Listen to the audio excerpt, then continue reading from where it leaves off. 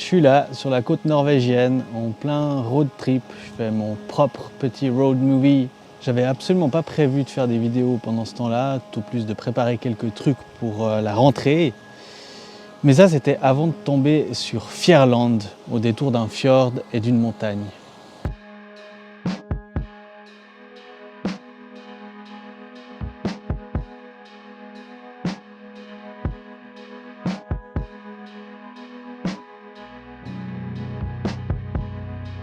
Niché au pied d'un glacier se trouve ce petit village.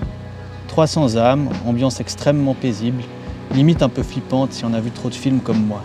Ce village, il a la particularité d'être ce qu'on appelle en anglais un book town. Un village rempli d'échoppes de bouquins, essentiellement d'occasion. Certaines sont des sortes de petits magasins, certaines dans des hôtels, certaines ont des aires de bibliothèque avec de longs couloirs d'étagères débordant d'ouvrages, d'autres dans des cabines téléphoniques. On y trouve de la SF, de la fantasy, du polar ou encore des ouvrages scientifiques. Beaucoup de livres en norvégien, mais aussi pas mal de choses en anglais et quelques livres en français. Une ou deux échoppes sont de simples cabanes de pêcheurs sur les rives du fjord. Et c'est justement dans l'une d'entre elles que se cache la perle rare tenue par ce sympathique personnage à la voix haut perchée. Sa toute petite boutique déborde de comics, nonchalamment empilés les uns sur les autres. Mais néanmoins plutôt très bien classés. Beaucoup de choses à fouiller, passer la surprise de cette découverte. Ici, aucun omnibus, aucune intégrale. La presque majorité de ce qu'on y trouve, ce sont ces fins numéros de quelques dizaines de pages. Les issues, pour être plus précis. Et dans la partie dédiée aux comics en anglais, énormément de l'univers de Batman, ce qui n'est absolument pas pour me déplaire.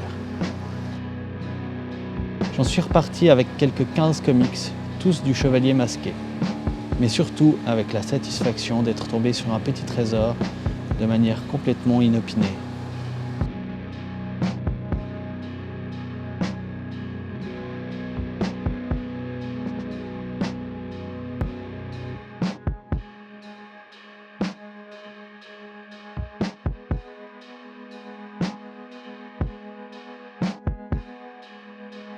Et voici donc la pile de comics que j'ai acheté à cette petite boutique.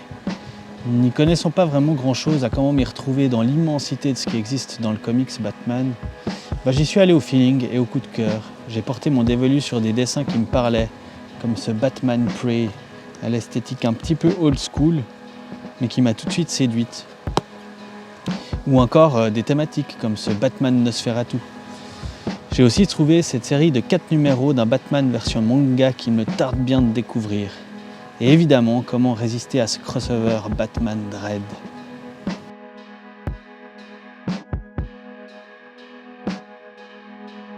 Voilà qui est tout pour cette petite vidéo inopinée. Juste avant d'entamer ce voyage, j'étais au NIF, c'est le Neuchâtel International Fantastic Film Festival. J'y ai tourné plein de vidéos, j'ai surtout pu y faire une interview avec 2 réals que j'adore. J'ai vraiment hâte de pouvoir monter ça et puis de pouvoir la sortir sur la chaîne. Je pense que ce sera d'ici début ou mi-septembre. D'ici là, prenez bien soin de vos yeux, prenez bien soin de ce qu'il y a derrière et passez votre été à regarder des films.